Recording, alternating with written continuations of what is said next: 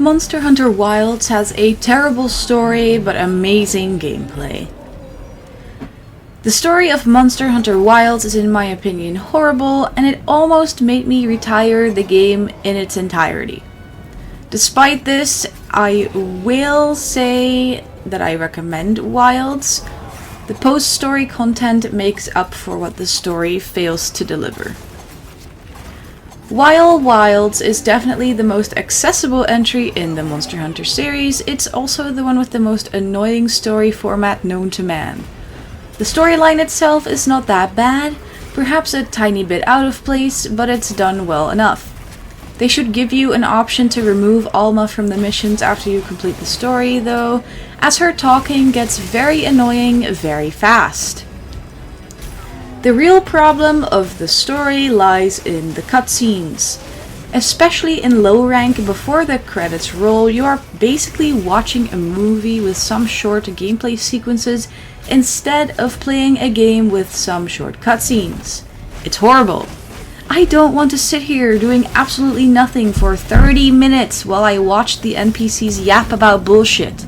I don't want to sit on my secret for 10 years, stuck in an unskippable walking cutscene, unable to walk fast because the NPCs won't let me. It is so horribly frustrating and agonizing that I almost gave up midway through low rank. I was literally counting down the missions until I would be free. High rank is not as bad, it still has some unskippable bullshit cutscenes, but at least it lets you roam free as well. If you are like me and hate unskippable or very long cutscenes, keep the above in mind when playing the game. I'm pretty happy with the wound system the game has going on, and most weapons are pretty decent. Monster Hunter Wilds is definitely one of the easier games. The monsters are not too difficult to kill. I definitely died less in this game than I did in Rise. I love how the monsters interact with each other in their respective biomes though. The world definitely feels alive. For me, the game only became fun once the open world aspect really became available to me. The side quests are also enjoyable, the fishing is definitely something, and I was very happy to see that they added Mizitsune in the free title update. The event quests and timed arena quests are very fun as well. After about 50 hours, you've definitely seen everything the game has to offer currently, apart from the crown achievements, but I'm hopeful the upcoming free title updates and eventually the paid DLC will add to the existing fun. There's two main issues with Monster Hunter Wilds that most likely will not get fixed.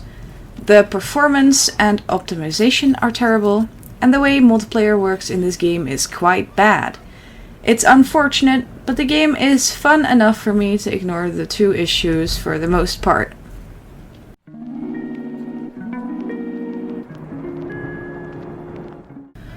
Monster Prom is a very peculiar dating sim based in an American-style prom setting, but as monsters. In the game there are 6 main characters to date, and the DLC Second Term adds 2 whole new love interests into the mix. What really attracted me to the game was its art and writing style. The art was very cartoony in the best way possible, it is very bright and in your face, exactly how it should be. The writing is oftentimes very on the nose, based on bad puns and silly references. It suits my humor perfectly. It's also very explicit, so if you aren't a fan of that, this is not the game for you.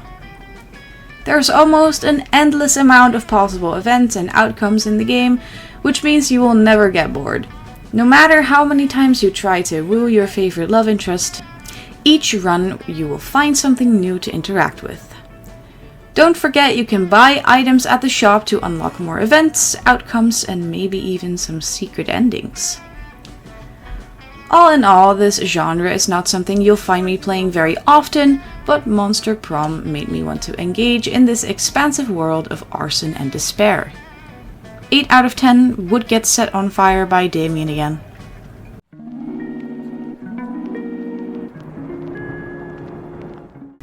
The Game of Life, or as we say in Dutch, Levensweg, is one of the most nostalgic board games of my childhood. When I found out it was available to play on Steam, I was over the moon. It is exactly as I remember, apart from the minigames. The minigames are okay, I understand the addition in the online version, but it's nothing to write home about. I would have loved a slightly more clear explanation of how they worked, but we figured it out. The game itself works quite alright, even in multiplayer with friends in different countries. We did not experience any of the disconnect issues as described in many reviews, or any problems with the functionality of the game. Both the online multiplayer and the single player against the CPUs work fine for me. The only thing worth noting is that you can definitely cheat on the spinning wheel and kind of choose where you want it to land if you can get the timing right. I like that you have the option to choose the color of your vehicle at the start. I managed to collect 12 children in my latest run, which is definitely not what I plan on doing in real life, but it's quite funny you get money for them at the end of the game. There's not much else to say about the Game of Life really. I loved it as a kid and I still love it now many years later.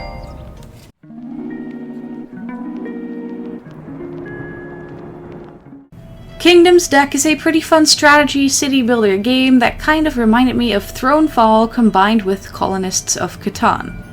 It is rather charming and has enough content to set it apart from other games like this. The gameplay loop consists of 2 parts, daytime and nighttime. Daytime runs on a timer, which I assume is mostly there to limit the amount of resources you can get per day. I'm not the biggest fan of the timer, but I do understand why it exists. You can pause it, you can fast forward it up to 3 times speed so that there's a few options available. During the daytime you get dealt a random hand of cards and oftentimes some free villagers to spend before the timer runs out. There's a lot of stuff you can do with these cards. I'm not going into detail right now. You can watch my full review video if you want to find out more. In nighttime, you get to defend your little kingdom. You can place your soldiers around the map near the spawn points and let the undead enter your realm. You also have a spell as the overseer of the game, so you can help your soldiers out. One thing I think is a bit silly is that when you beat Conqueror mode, the standard mode doesn't get ticked off as well, therefore not counting towards game completion percentage. Adding to that, I think it's silly that achieving 100% game completion is not tied to getting all other achievements in the game, but rather doing 100% the game has to offer. One thing I wish would be changed is how you select soldiers. Now it's done by using left click and right click on the mouse, but I feel like a system similar to Thronefall's would work better. In Thronefall, this is done by holding shift, creating a circle around the mouse icon, or in Thronefall's case the king, and selecting troops that way. The game itself is very enjoyable and I think very much worth it, especially looking at what the developer is still working on for Kingdoms Deck. Most of the critiques I've mentioned are nitpicky and personal preference. In summary, my experience with Kingdoms Deck so far has been short but sweet, and I would definitely recommend this if you enjoyed games like Thronefall or something similar.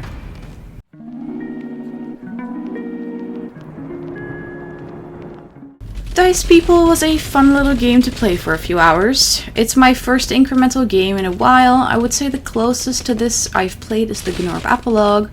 The art style is cute, the skill tree is pretty big and fun to explore, the auto battling is fun to get the hang of. Overall, Dice People is a very addicting game that managed to hook me in. I finished the entire game in one sitting. If you're going to play this game, I recommend you do the same. The progression system currently in place feels fair enough. The final boss feels a little too weak in my opinion, but the other stages feel balanced. I've read that the developers are working on more content, so I hope the difficulty will increase a little bit when that comes out. If you're going into the game with zero expectations like I did, you will definitely enjoy this a lot. It took me around 2 hours to fully max out the skill tree. One warning, be careful playing this game if you have epilepsy. The game can get quite wacky in later stages with quite some flashes, and it caused a slight headache for me.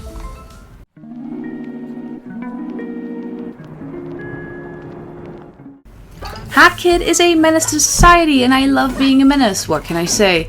So yeah, I get that Hat Kid is actually the one who brings together all the main antagonists in the end and makes friends, but if you really think about it, it's just funny to say she's a menace. Pollution and giving corrupt people power? Now that is just unacceptable.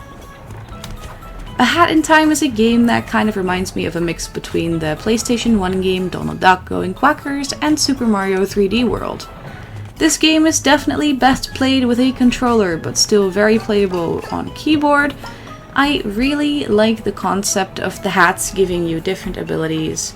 Most of the time the game feels very responsive. The only complaint I really have is that the game freaks out when your controller is plugged in or if you try to tab out. The game crashed on me multiple occasions when I tabbed out to a different application.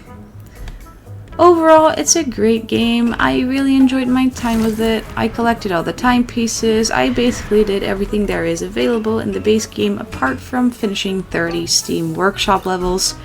I'm definitely interested in playing the Yakuza Metro and Seal the Deal DLCs at some point.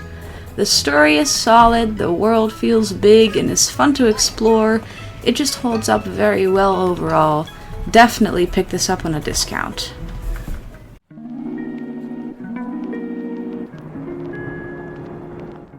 In Duck Detective: The Secret Salami, you play as Eugene McQuacklin, a very poor and recently divorced duck detective. Oh, and you're addicted to toast. It's why your wife left you. Way to go, buddy. Business is slow, so you are happy when someone finally calls you to investigate a lunch theft at Bearbus. What originally starts out as a simple lunch theft quickly unravels into this elaborate scheme you have to decipher. Who is the Salami Bandit? Solve the mystery by completing your deductions and uncover all the juicy workplace drama. Duck Detective is a very charming little game. I fell in love with the art style, which really reminds me of Paper Mario. It's very cute and very adorable. I love that your cursor is the shape of a duck foot. It's nice that you can put the voice lines on autoplay so you can get even more immersed into the story. And who doesn't love kicking over every single trash can around the office? Ducks are supposed to cause chaos after all. Definitely play this game. I'm not asking. I'm holding you hostage with this silly video until you play this game. Did you buy this? Okay, good.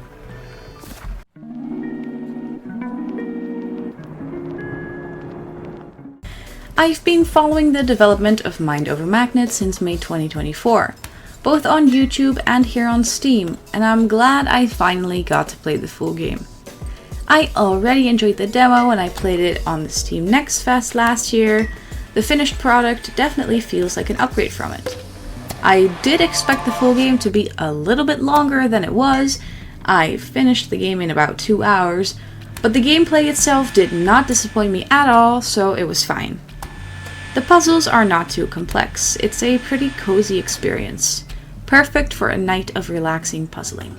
There's 5 areas of the factory you have to traverse through with the help of Magnus, Min, and Max. As you progress through the levels, the difficulty will ramp up a bit and new puzzle mechanics will be added. I specifically liked the ability to switch polarities with the 2 sisters Min and Max. As a fan of Game Maker's Toolkit, I would definitely have paid full price for the game had I not been gifted it. Mind Over Magnet is cute and well made. I really enjoyed my time with it. It's one of those games that you occasionally come back to just to enjoy a cozy night. You should definitely go check this out. Thank you so much for watching, it really helps the channel. Please like and subscribe for more content like this, and consider supporting me on Ko-fi. I'll see you in the next one.